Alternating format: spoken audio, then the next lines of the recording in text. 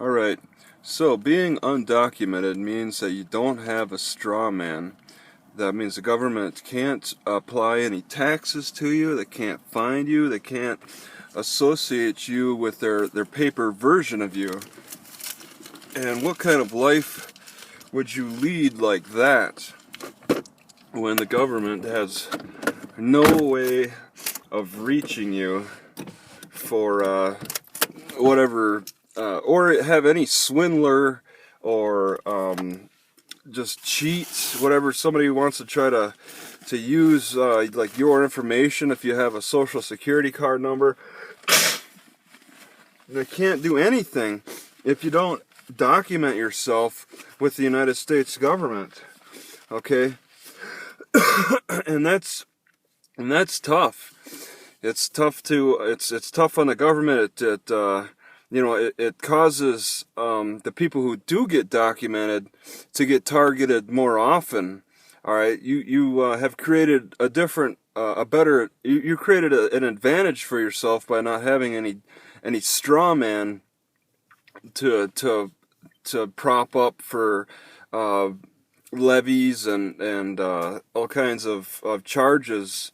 If you don't have a straw man, then the government's gonna have to target the people who do have straw men, and nobody wants that. That's why a lot of people argue that it costs the people who live in America more money, all right, to support the illegals, because all of us legal Americans in the United States have straw men that the government can attach costs to, and fines and levies and all that stuff.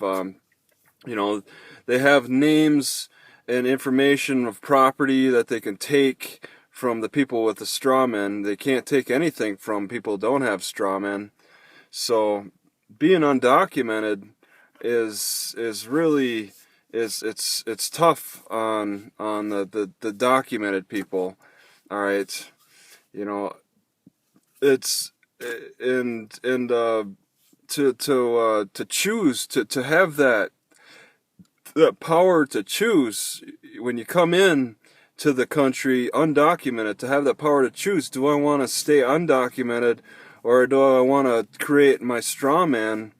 That's a lot of power. All right, you withhold becoming documented. You see, I think you have a little bit more freedom. All right, freedom of choice.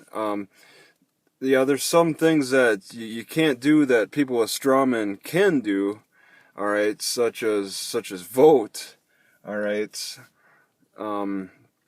but yeah, there's different considerations to make. People who have strawmen, we really can't we can't get rid of our straw men, okay? But if you don't have a straw man, you can hold off on getting one, and it's a system that seems to have come up during the Social Security time, when the government was trying to figure out how to give retiring folks money for just living out the last few years. All right, and this system is broken, and younger people they say the younger baby boomers are getting dumped on a little bit more than the older baby boomers. Well, I mean, younger than that, the youth is getting dumped on a little bit more, based upon this program centralized around the straw men, and just making it a little bit harder to make money for yourself, since you got to pay into the Social Security and all those other programs to keep certain sections of the population propped up. Okay, I just read a report today. The rich are getting richer. They've enjoyed 100% plus increase in their wealth. All right, I'm pretty sure they all have straw men. All right, they're all documented. They're all making their money, and that's that. Yeah, I'm just kind of trying to think thoughts through. I guess that's the difference between documentation and undocumentation, is whether you have a straw man or not. That's what I'm focusing on here, and it's yeah. There's not much to say about it.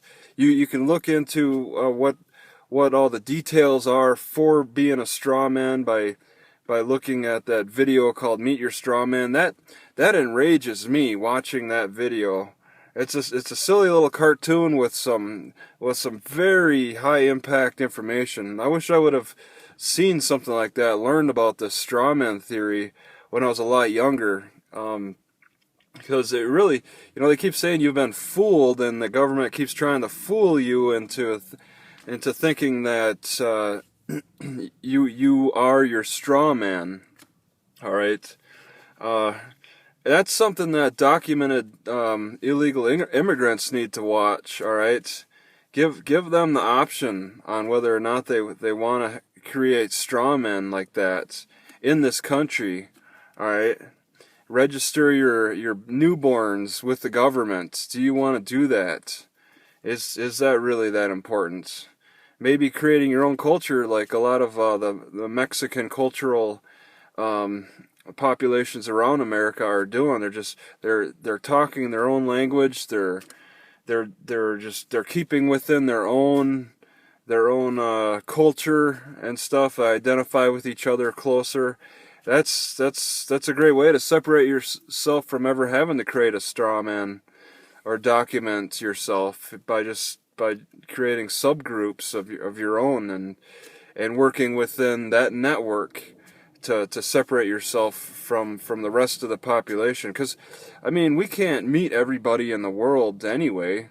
So if you find a group that you get along with well, you could work within that group. And a lot of people have their entire lives and not had to register.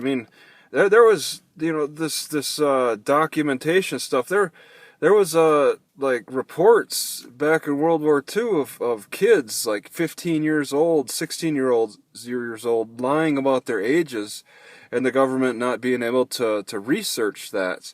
And these kids went to war, and some of them revealed that they're underage and whatnot, but they were able to get away with joining the military at such young ages, and that was a documentation problem. All right. We had a lot more freedoms back then. Freedoms to choose. All right, whether it be foolish or not. Now we don't. There's more documentation going on that's severely constricting our freedoms, and the illegal immigrants are kind of giving a sense of hope for that freedom by choosing not to create their straw men as well.